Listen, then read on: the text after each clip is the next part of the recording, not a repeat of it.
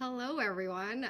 Welcome to our first event of the year. We're super excited. I'm Rithika, one of the organizers, and yeah, we'll get into intros, but we'll first do our land acknowledgement. Welcome to the event. It's good to see you all.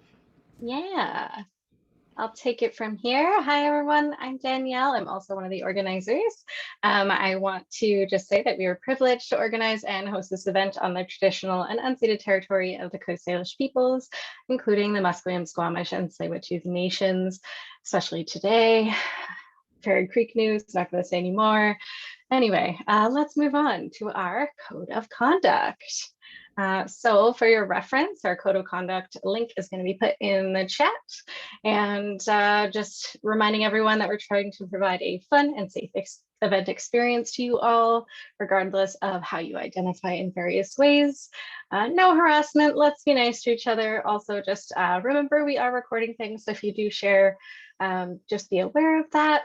But we'll also end the sharing at the end of the event and do a little bit of hanging out and Q&A after we finish the recording if you have a pressing question that you don't feel comfortable having recorded. Next slide, please. All right, so for housekeeping, just please, if you haven't already, update your Zoom name with your name, your city, and your preferred pronouns. As you can see, all of us showing the example. The session will be recorded. As I said, we've already started that. It'll also be interactive. Jump in, raise your hand, put a question in the chat if you don't want to interrupt our groove, but just hop in. It's a workshop. We're going to be definitely taking questions throughout. And of course, based on the code of conduct, safe space rules apply, expect respect, and encourage vulnerability. We encourage you to have your webcams on so we can see your lovely faces, but please mute yourselves when you're not asking a question. And use the chat for discussion while being respectful of the speakers. But today it's just us, so just, throw in your pickle opinions and your Oreo opinions. We will not actually eject you from the event. And feel free to DM me or any of the other organizers, Ritika, Kenny, and Josh on Zoom or Slack if you're having any issues with Zoom or anything else. So I'll hand it back to Ritika. Yeah, some info about us. If you're new, can you raise your hand if you're new to one of our events, just so we get a sense? Oh, nice. Some new folks. Yay. Cool. So if you're new, welcome. We've been around for 7 years. Our team is fully remote as of 2 years ago. We're fully volunteer based and Vancouver based. So we used to meet prior monthly and had pizza and all that jazz, but obviously we're now in a online space. Next slide. We're also on Slack, so we have 750 members on Slack, if not more. And these are some of our busiest channels, so definitely feel free to join us there. We post a lot of resources, articles, jobs. We have a website. This is our website. You'll find our recordings there. Check us out. And we have, going into our sponsors, we actually have both our sponsors here, Rachel and Gertz, Rachel and Travis Gertz. Yeah, Rachel, would you like to say a few words? Yeah, for sure. Thanks so much for having us, everybody. I'm Rachel Gertz, and I'm co-founder at Louder Than 10. And Louder Than 10 is all about training folks up in digital project management, but we do it through the lens of democracy. So we try to bring more democracy to people at work, and we focus on that through operations and process training. Built from the ground up, all of the curriculum applies to folks who are specifically in digital project management or trying to transfer into digital project management. So we have 3-month curriculum, and we also have 8-month curriculum. And this is the type of work that when you're doing it, it's like transformative. Like you're changing your company, you're changing your own career goals. You're getting raises and promotions, and folks are walking out of it with a totally new path. So if you're interested in joining us, we'd love to have you. We have classes starting in 2 weeks. I think they're almost full. However, you should reach out anyway in case there's a spot for you. You may also qualify for a jobs grant funding if you are in Canada in various provinces. So thank you so much for having us today. And yeah, next class will start in May. If you're interested, come in and find me and message me in Zoom. Thanks, team. Thanks, Rachel. Great program, great website. They have tons of resources that are great. So nothing, just all very revolutionary things that we can literally change the orgs that we're a part of. Um, and Louder Than 10 and TMP both have been long-term sponsors. TMP is Talent Marketplace. They do recruitment in project management, business analysis, and now they're doing develop as well. They have expanded quite a bit. So check them out if you're job hunting or hiring. And we're always looking to partner with other organizations. And so reach out to us if you'd like to collaborate in some capacity, and we'd love to get in touch. Hey, Ritika, we have a hand up. We have someone raising their hand. Zaki, does he have a question?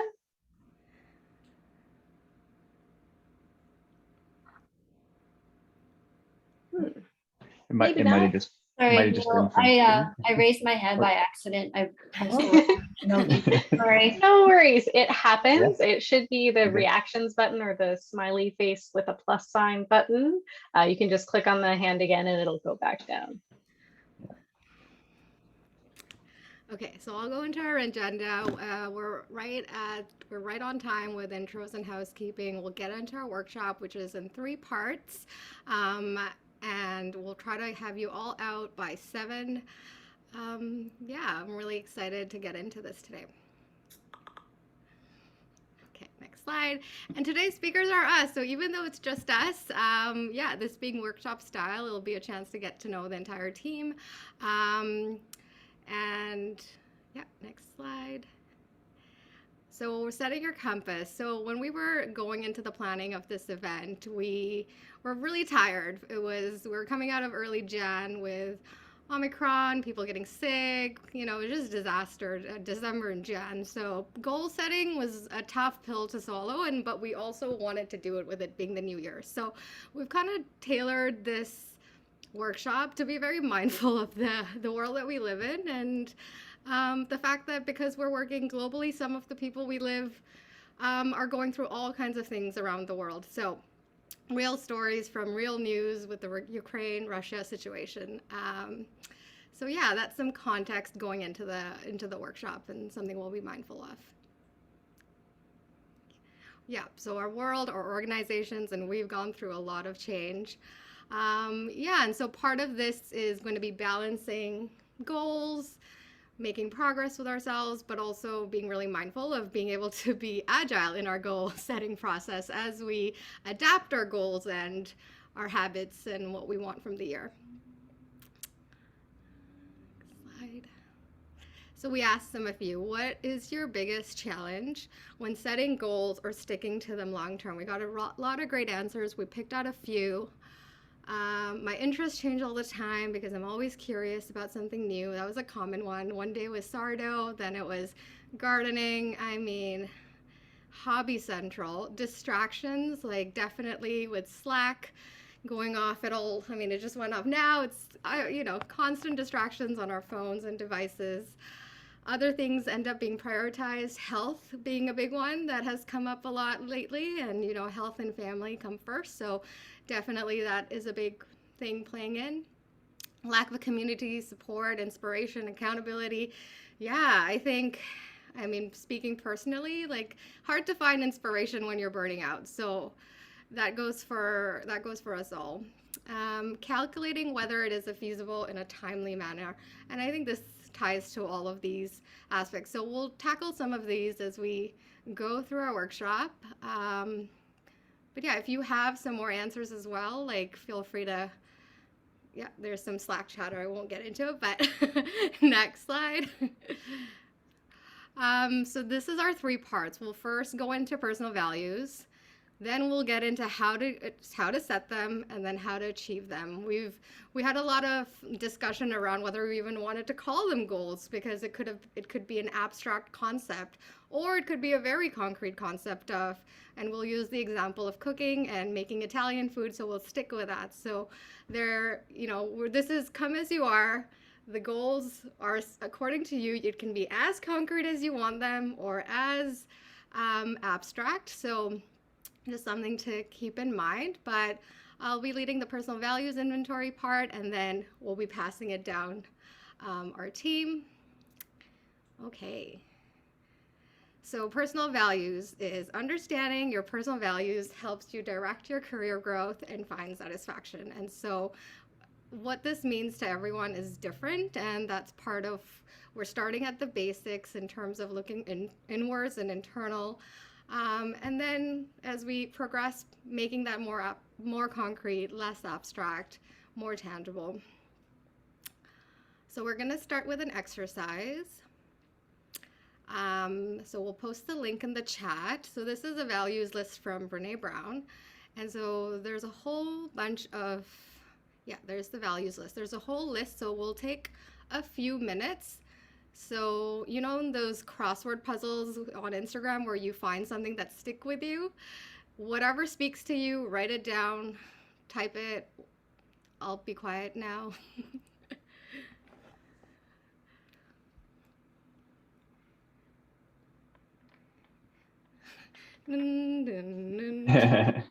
Yeah, I think I mean, first of all, echo the so we got 5 minutes there, Shay, just echoing the question there, how long do we have? Definitely agree with the sentiment, definitely love some Brene Brown, and just thinking we did just kind of talked about this before and thought about it personal, something that personally resonated with me, and Brene Brown's actually kind of been good for me in a lot of ways, and thinking about personally suffering some loss over the last year and a half, and really trying to approach things with a lot more grace, I think, is something that stood out for me. And that's personally, but also professionally, and thinking about these times too, through the pandemic of, you just don't know what someone else is going through. You don't know what people are carrying into the situation. So really trying to bring more of a simplicity and a thoughtfulness and an openness to all of my interactions, with everyone, and not bringing in that kind of, kind of maybe preconceived notions or emotional kind of reactivity or bias. So that's definitely something that I'm trying to instill in my interactions. It's easier said than done, but definitely that thoughtfulness is something that's trying to be. It's been called out, and I've actually had it given to me a lot over the last year and a half. So it's really opened my eyes to that, the impact of that, for sure. I'm sure there's a lot more on this list too, but that's one that stood out for me first and foremost. So we can resume the Jeopardy music now.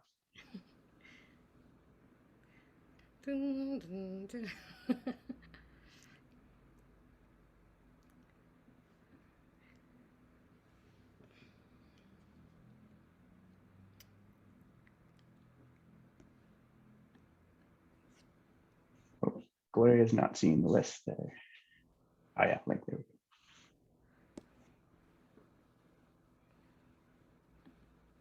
If anyone is feeling particularly brave, either to raise hand and share or post on the chat.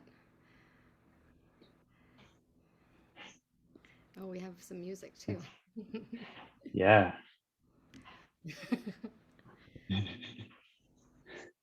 Fill some space. We should on that. So I can share. Yeah. Is it related to the list, correct? Mm-hmm. Yeah, for sure. Yeah. One thing is, I really hope to build more connection. Going to meet up, joining other events, and also try to host some event online or offline on my own to build up the connection and help other people find belonging nowadays. Maybe it's either in a specific interest or just in general. Yeah. Oh, that's great.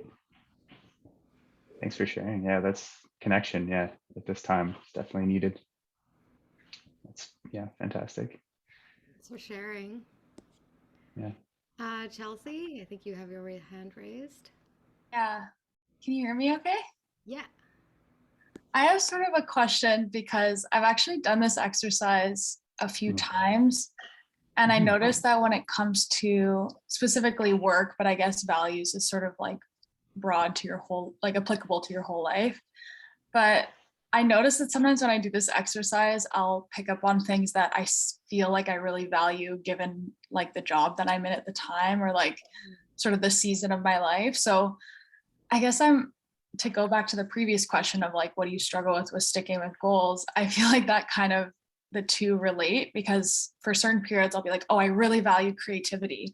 But then there's other times where you're like, screw creativity if I'm, burnt out and, whatever it may be. Yeah. Or maybe I'm not getting recognized or whatever some of these items may be. So I'm wondering if you have any sort of thoughts on that or advice on how to differentiate what you're currently like needing versus what you value long term. That's a really good question, and like we'll go into the slides because we do have some slides that cover this, but without giving, like we definitely aren't in a place to give advice or anything, but I think it makes a lot of sense that I think this is why we're starting off with personal values, because we're like, the idea is those are kind of long-term things that we want to stick with, like personal, like, and that's hard, right? Because like in the last 2 years, connection has come out quite on the top for obvious reasons. So are there two that you're thinking that like regardless, I guess for me the question back to you is, do you feel like there's values that don't change for you regardless of your job / career objectives? Yeah, I think that's almost where I've gotten stuck, because I think one of my like core values is growth. Like I'm always trying to, like, even if it's just like personal growth or like career growth, I find I'm always kind of, trying to just improve myself and learn something new.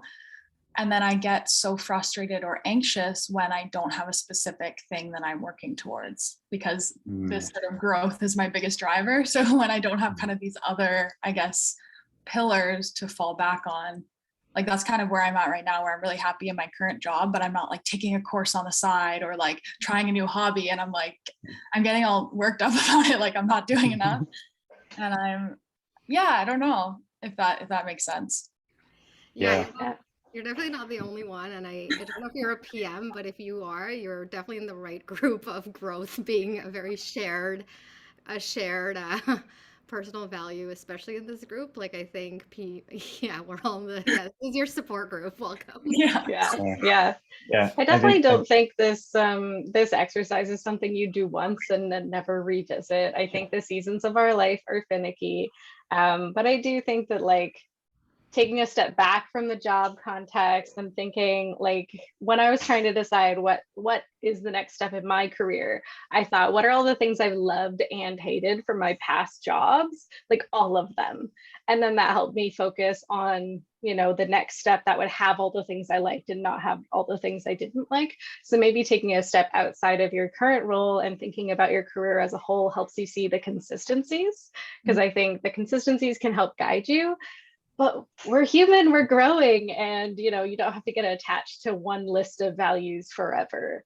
But I think when you're feeling conflict between your position and your values, that's where it's really useful to like check in with yourself and say, hey, I'm not getting recognition and that's important to me, or I'm not able to be creative in this job and that's important to me, and try to find those opportunities to feed those values. Yeah. And I have one question to add too, Chelsea, back to you, is not for right now, but to take away is just driving that growth. Like, why is it that growth is a priority for you? What's the outcome? And obviously there's probably a lot to consider there, but just, what is it about that? And how are you defining that? And what's the success in that? Or what's the reward in the end? So something to think about. Thank you all. Yeah, thanks. That's great. Shay, you have your hand up. I was just going to say, I often get frustrated with this process because, and I've used this like list before, I get frustrated with the process because I feel like 2 seconds later, it's no longer reflective. And I think that is because I'm doing values per season. And so I think when I look at this, I think maybe there's 2 categories. Like category 1 is like life values, not that they can never change, but they don't often. So if I think back, okay, like what are some values or that I've exhibited since like childhood that are like deep in who I am? And so like adaptability would be like one of them, or like independence is like another one. They're like core to who I am as a person. But then I was thinking about it in relation to like this season that I'm in, or this like time, and I'm like, oh, nature and contribution are like standing out to me. So like maybe there's like 2 levels that you do it on. You can say like, oh, this is the one that resonates with me deep to my core since I was a kid till probably forever, and here's what I'm feeling like in this moment. And maybe that can help to make kind of, I don't know, more realistic goals or whatever. So anyway, that's helping me in the same struggle. You are not the only one. Yeah. Well, and I think, yeah, also, like I said, mindful of we've all changed a lot and we'll continue to change as our, yeah, we'll continue to change. Yeah, yeah. I think we're gonna need a bigger boat anyway, so it's good. Yeah. Okay, we'll go to the next slide. Thanks everyone for sharing. Yeah. So, yeah, like we said, try to prioritize them. It changes by the day, but we said it was simple, but not easy. It's one of those things. Like it's straightforward, but very hard to do. And next steps, consider whether it aligns or conflicts. We haven't heard any conflicting ones, so if anyone has an example of that they'd like to share, that'd be great. Where 2 of the conflicts are maybe like, what if you want to be more laid back and relaxed, but also want growth and excitement, and create questions with your friends, with people who know you, to ask how this opportunity aligns. I want growth and stability. Yep. Yeah, and I think you can apply your values list to so many different sectors of your life, whether it's a volunteer opportunity, a job, a mentor, someone you could have as a mentee, a promotion, a project. I think that like really checking in with whether what you're taking on is actually feeding like yourself, your soul, your values is really important, especially when we're all a bit, maybe frayed at the edges right now. Make sure you're putting your energy where you want to be. Yep. Yeah, lots of great conversation on chat. This is great. Ooh. All right. Well, I'll stop reading chat. Let's keep going. Okay, and now I'll hand it over to Kenny, and we'll take this a step further. Hi, everyone. So yeah, talking about setting goals, I think that's a great segue from what everybody was talking about, that you're kind of setting values, but they evolve. And I think at least this is how I see goals, or great goals, is something that launches you in the right direction and is more part of an exploratory process than just trying to stick with the goal and yeah, go hustle and maybe burn out and just be very rigid about it. So yeah, a few intentions to bring a bit more roundness to your goal setting session. So what could be your focus for the year? What do you want out of your year? I really like the word intention, because sometimes it's what you want to bring to the year rather than have things very specific outcomes out of it.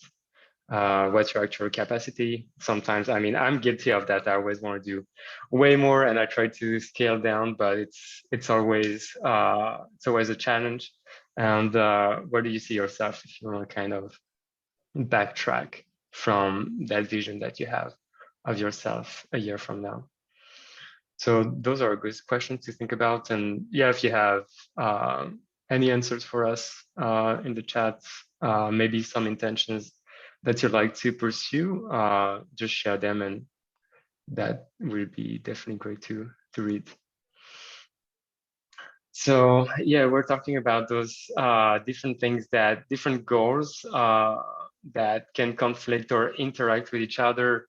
We can have a vision of our career, but sometimes they can maybe not be super aligned with our current job goals, and but they can also feed off of each other. So having a personal goals that will fuel our career goal, and maybe our job goal is not aligned, but our personal goals are. So I think it's always good to say it in a holistic manner, and those values kind of like round that up, because sometimes we're kind of taking detours or choosing the scenic route, but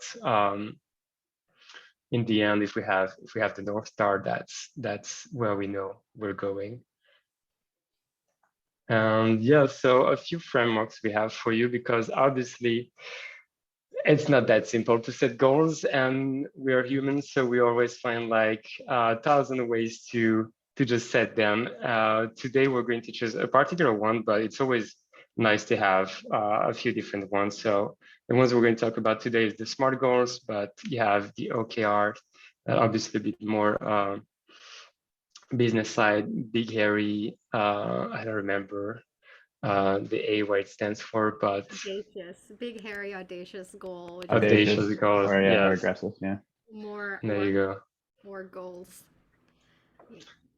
Anyways, so yeah, I think it's always nice to know some of them and to kind of mix and match and do a bit of a Frankenstein, because that's what I do, and I find something that works for me in kind of all of those.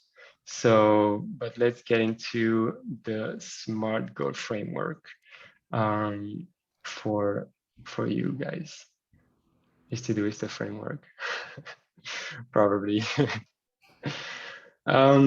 So yeah, we're going to start with a goal, and what do you think of that one? Get better at cooking. Is that a good goal? How can we make that better? How we can get better at goal setting? Not a good goal. Or you? Anyone have any suggestions? You wanna make it better? Anyone want to raise their hand? I mean, I feel like this was everyone's goal, and then how did it go, I guess? Yeah. How did this goal over the pandemic go? I think it would have been more specific to say get better at baking. I think that was definitely the big thing for everyone. But anyways, sourdough, I love it. So yeah, this is kind of a this decline goal transform into the SMART goal. Learn to cook 6 new recipes from an Italian cookbook in 6 months. So let's kind of break that down really quick. So measurable, we have we get from learn cooking to at least 6. So we know how many we want to do. Get better at cooking is not very specific. So recipes is something that I can Google and be like, okay, I want to learn new recipes, and then the problem is I would get hundreds and millions of recipes. So we want to do something that's a bit more relevant. And so, for example, I like Italian cuisine, and I also have ancestry in Italy. So it makes sense to me, and it kind of ties it back to who I am. So that gives it a bit more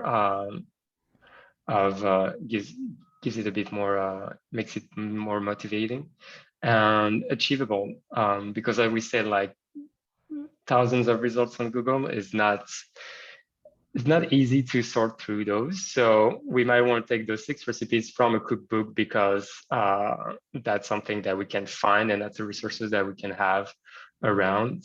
And lastly, time bound. We always want to, because 6 recipes, maybe I'll do that in 3 years, 5 years. So kind of want to tie it back to a time frame. So 6 months seems like a new recipe per month. So that makes sense to me. That's something I can do and go to the library or buy a cookbook. So yeah, that's the spiel on SMART goals. And maybe some of you have some goals you want to share that you'd like to maybe work through or kind of get accountability for. Everyone's just talking about how much we love Fresh Prep. We do love Yeah, this is not a Fresh Prep ad. Sorry, guys. My goal is to order Fresh Prep 3 times. Yeah. But like real talk, I started getting fresh prep last March and it's the best thing I ever did. Still love it. Local company too. Buy local, support local. Yay. Okay, now end fresh prep advertisement. All right. So we definitely heard from you guys in answering the question before the event that this is the meat, this is the thing keeping you up at night, is like, we're PMs, we can set goals, we know how to set intentions and goals, but like how the heck do we get there? So as we know, setting goals is just the beginning. The real work and literally our jobs is getting our teams to them, but how do we do this for ourselves? Next slide. So, I mean, just like you'd manage a project at work, let's write down our goals, write down a plan and make a plan to revisit it. So put things in your calendar and plan to revisit them. I've seen advice of like every day when you wake up, like spend 5 minutes just looking at your goals, just so you never forget them. You know, just as we sit with our teams and review what we're working on a regular basis, you could do that with yourself as well. For the cooking goal, you can totally blame on me. You need to buy the cookbook. You need to make sure you have all the tools and supplies you need. Set up the time to cook, and then ahead of that time to cook, make sure you purchase the ingredients, right? Like breaking everything down helps you actually achieve your goal. We all know this, we're PMs, we're running projects, but like give it the same care that you would a project at work. Next slide. So my favorite thing, and I say this to people job hunting too, is share. Find people to talk to about your goals, what you're trying to achieve, because not only does this help you articulate what you're trying to achieve, and it kind of reinforces to yourself the value of what you're trying to do, but it also helps you feel accountable. Like, oof, I told someone I was going to learn to hula hoop by the summer so we can go hula hooping on the beach together. Better do that. You know, I told my friend who loves hula hooping, we're going to do it together. So it's just that accountability is great.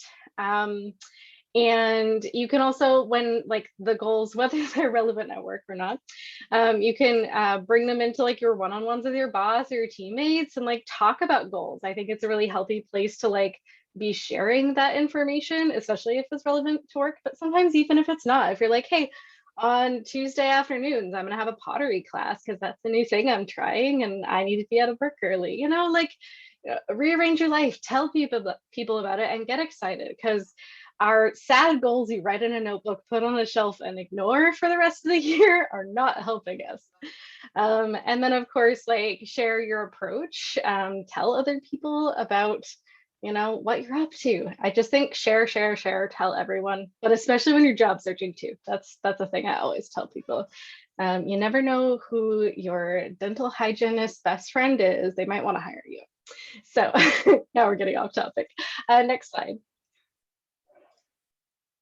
Oh, we went 2 slides forward. There we go. So this is the checking in on your goals. So always going back to them. So finding a frequency and a context that works for you. I say both frequency and context because maybe every morning isn't nice for you. Maybe you want it once a week. And the context, maybe like while you're trying to balance work is really, you know, distracting. Maybe you need to do it on the weekend, that beautiful Sunday morning after you've gotten the dishes done on Saturday and your house looks amazing. You know, light a candle, sit with your goals, you know, whatever context makes sense for you, because everyone's going to feel a little bit different about that. And maybe different goals demand different frequency and a different context. And then consider the progress you've made against your timeline. So hopefully you've made time-bound goals, and hopefully you're tracking that progress through and seeing how it's going. But always don't be afraid to adjust your goals. So this is one thing that I think we've all been through. I remember the wonderful, hopeful goals of travel, to see my family, and other amazing things that I said I was going to do in 2020. That was a wonderful year where the bubble popped. And so, you know, life changes, context changes. As Ritika said, the world changes, and you have to be able to be willing to change your goals and adjust as you go. because your goals are there to serve you. You're not there to serve your goals. All right, next slide, and I'll pass it over to Josh. Yeah, thanks, Danielle. It's great stuff. Yeah, that last part too. Yeah, Kenny, like I definitely feel like I'm like managing goal setting without actually getting to the goal itself. Like the goal is to manage the goals. That's the thing. So, but yeah, just what kind of, yeah, PM the goal. I think just building on what Danielle was saying and talking about the goals themselves, I just kind of want to bring it into to talk about habits a little bit too, and just kind of forming some good habits. And just the kind of connection between habits and setting a smart goal. For example, setting any kind of good, actually creating any good habit it's useful, right? I mean, if I can say I'm going to drink like 2 liters of water a day, become more hydrated, but like, what does that really do for me? It's a great habit. I'll be more healthy, I guess. I guess drinking more water is a good thing. But if I set it to an actual goal or an outcome that I'm looking to get, for example, I play soccer, so just being like less fatigued, my muscles being less fatigued when I play or when I'm doing the workout, that's an outcome. That's something that I can tie it to, and at this age too, I really do need to drink more water and then kind of reinforce that. But I think just looking at kind of habits for me, and like a personal example right now lately is like over the holidays, coming into January, you kind of want to start something new. And I had the idea of starting, kind of playing piano again. I picked up a piano over the holidays, brought it back, and I'm like, yeah, great. I'll set 15 minutes aside each day to play piano or even read theory, just something to do with music. And it's great. I'm super interested in it. That's awesome. But I just haven't really been motivated to keep doing it. And really, I didn't have it tied to a specific goal, like not at all. Like, learn a song, and I did learn a song, but that wasn't really a goal. So setting up a goal for myself now, thinking about it, I could think about learning scales, major and minor scales, learn all those scales and all the chords to go with them, and I can put that and do that by the end of March. That would be like a realistic, like a smart goal, something that's specific and measurable. It's relevant for me because ultimately when I think about what I want at a piano, I want to be able to like improvise a little more and do things. So if I do those things and that outcome and have that target and deadline, I can work towards it. And I feel more rewarding every time I do a session, thinking that, yeah, you know what, I've learned another scale. So that's something to tie into that. So and basically, thinking about the habits, there's kind of a couple of ways we can go about it. Thinking about how to instill habits, how to kind of create new habits, how to change them. And there's really there's a few different structures around this. I have this here, the 3 R's of habit change. There's a few different things when we talked about in the chat earlier about cravings.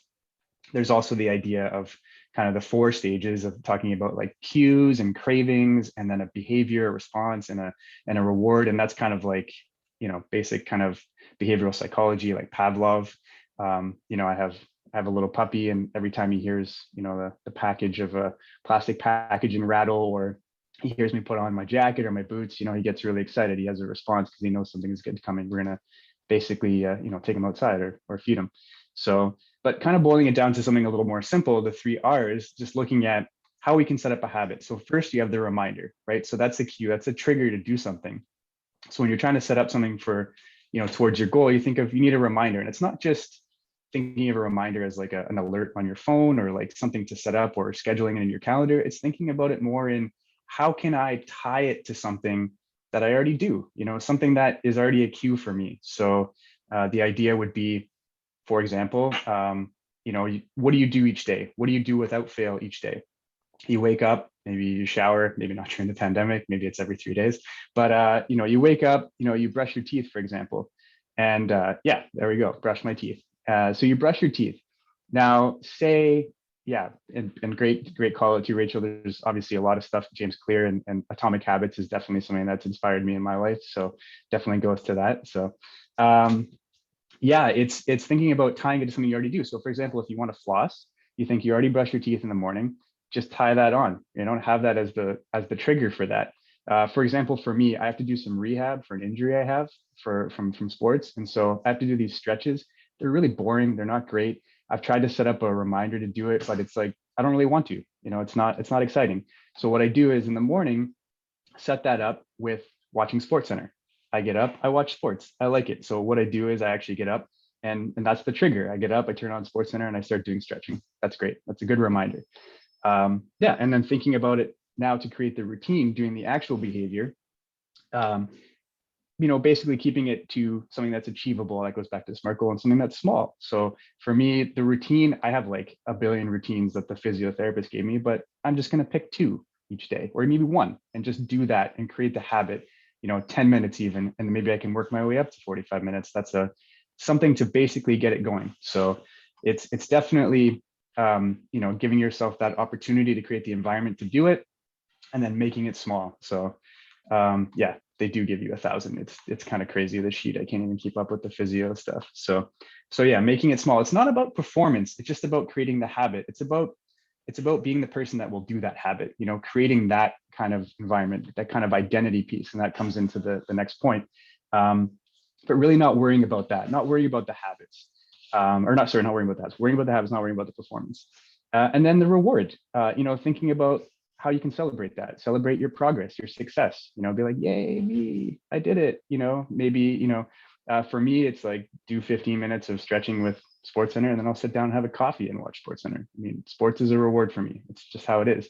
So thinking about how you can frame that in your day and kind of reward yourself. And as Danielle was talking about, doing it with others, sharing that, celebrating, have a community, have a shout out and be like, yeah, I did this today, I went for a run, or I have this habit. So and yeah, totally. Eating donuts, that counts. Although while doing jumping jacks it's pretty impressive. I think that's a goal, I think, that I need to look at achieving. So yeah, so it's definitely a joking answer. Yeah, I'd probably need more than physio. But thanks for the encouragement.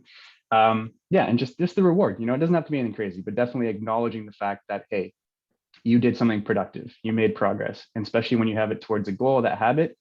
For example, if I'm doing the piano, I know a new scale now. Great, I can play it without thinking about it. I don't have to think about where my hands are on the piano, it just goes, and that's great. So yeah, vitamins and donuts, not the same. So yeah, and so like back to basically, kind of piano kind of situation and stuff, really just setting up, again, times for me to make it a little bit more kind of achievable.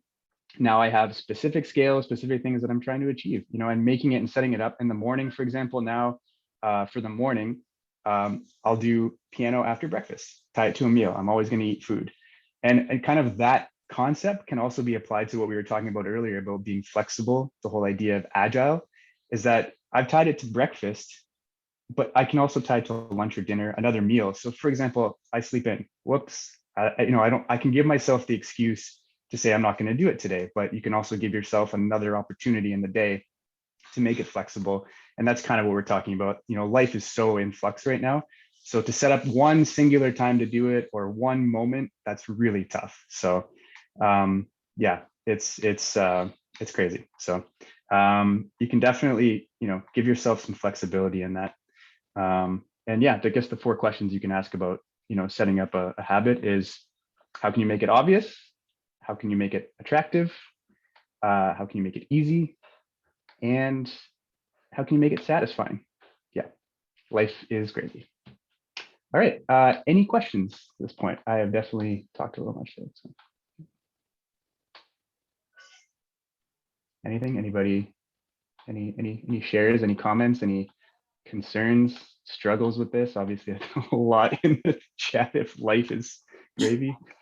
I have a bit of a struggle with this, just because of the nature of and maybe this is my own fault, but every day is a bit different for me. So sometimes like I don't have those like anchors to tie habits and routines to. Like I was texting my sister before this event saying like, there's days that I get straight out of bed and walk straight to my desk and start work. Like literally like we were talking about starting work later, yes. Like I wake up at 9:30 and literally walk straight to my desk. And there's days that I take a 2-hour lunch break because I'm able to, and there's days that I don't take lunch and I work till 6. And like every day is just a bit different. I don't work out every day. Like I work out when I feel like it and when I have time. Like it's just like obviously I brush my teeth every day, but besides that, every day is just a little bit different. Like I live alone, I work remote, so like I just don't have any like pillars. I'm sure I do. That's maybe a fixed mindset, but I think that's like kind of something that I struggle with a bit in terms of just not having a really set routine. Yeah. Yeah, that's a real struggle. I mean, I have the same. I mean, I'm saying I'm trying to do these things, but the days shift. You're right. There's days where I get up and go straight to the desk too. There's days where I don't have coffee in the morning. Maybe I'll have it in the afternoon. So it's like how to manage that. I will say in the chat, somebody called out getting a dog helps. Definitely has changed my life, but that's not a solution for everyone. But No, yeah, definitely not. But yeah, my boss has a dog, so always is out of meetings by like 4 p.m. Like, gotta walk the dog, gotta walk the dog, gotta walk the dog. And I just love yep. how, we can be so much more attentive to another being's needs over our own. Yeah. Anyway, Gloria has a question. Oh, it's more like a comment, actually. If we can go back to the bit about sharing with our friends, I found a pitfall with that was when I overshared and I shared it with so many people that I actually got more satisfaction out of just telling people that I was doing this thing instead of actually completing it. So then I didn't complete the goal because I was already feeling the satisfaction. Yeah, and that's I looked into that. It's actually a psychology thing as well. If you overshare, if you share with too many people, then you do tend to not achieve your goals. Huh. Totally. Interesting. That's a good so point. maybe it's better to have one or two close confidence that will keep you or maybe right? certain goals go to certain people, like your work goals with your coworkers and your manager, your personal goals with your partner, your best friend, and your volunteering goals with your fellow volunteers. That's a great point, Gloria. It doesn't apply to my advice about career hunting. Tell everyone what kind of job you want. Tell everyone. Yeah, that's maybe different. That's a good point though. Yeah. I think, Gloria, like your point is related to big audacious goal, because like when a goal is so crazy and so wild, it, like starting a business, for example, or that's, I'm trying to think of a big one like that then it helps to not tell people and just to start working on it, because it's big, hairy, and audacious. Yeah, for sure. I think, and then kind of plays in a little bit too to like just the next point, just and kind of to kind of finish off this slide, is that thinking about habits and just behavior change in general. I mean, it's not easy, right, to do something different, to introduce change into your life, and certainly not behavioral change necessarily. I mean, it can be, obviously, like talking, as Gloria was saying, there's kind of a psychological effects and there's some science behind it and how we can try to, hack that kind of that change. But it's not easy. And thinking about habits too, and thinking about behavior change, I was just kind of talk about the kind of the 3 layers or 3 levels of behavior change. There's more to it. These are obviously kind of just really reduced, definitely a reduced concept, but thinking about, outcome and then process and identity when you're talking about behaviors and thinking about habits. And with habits, and behaviors, I should say, when you're thinking about outcomes, that's usually the first thing we go to, right? Like, I want to lose weight, or like, I want to get stronger, I want to do this, I want to be whatever, right? I want to read more. I want to read 100 books in a year, whatever. That's an outcome, and that's great because it's a target. It's something that you want to achieve, and that's a great place to start. And then you think about the process part of it, and that's building in the routines, building in those habits to achieve that, which is kind of also, that's like the next step. It's pretty difficult to get there. And then at the very core of everything, you have your identity, and that goes back to the values as well, and thinking about what's driving it. And it's not that, these levels are all important. It's not like one's worse than the other, one's more important in that sense, but it is kind of the identity, like your own identity, how you believe, what you believe about yourself, and what you believe and what you can do, and kind of your own views and worldview, et cetera. That's really what's kind of going to drive the direction of change for you. So it's really difficult to get there. Like we said, people are, how do I pick 5 values? How do I pick any of these to be like my North Star? But thinking about, your identity and the person you want to become, not just the outcome, but the person you need to become to achieve that outcome, is a great place to get to start thinking about it. It's obviously not easy. You could talk about this being a simple concept, but you can start with outcomes. Again, starting with that. Like, for example, when I think about piano, I think, okay, I can set up these habits. I can probably make it work, probably learn what I want to learn, but what's that person in the future for me? What am I looking to become? And I think when I think about that, that person in the future would probably be, spend a little more time at the piano, maybe reading a bit more, listening to music, being aware of that, rather than say, binging 5 episodes of something on Netflix every night. That's maybe somewhere I need to get to. Maybe that's kind of the change. And it's not easy, but starting out with outcomes can bring it to identity and just thinking about who do you want to become. So I was calling myself out, Danielle, not just you. So yeah, but it's that's kind of getting to the core of it is something to look at. And that's, again, not easy, but start with the outcomes and you'd be surprised if you can get that going and thinking about who you need to be to achieve that and kind of at the core. So that's something to think about.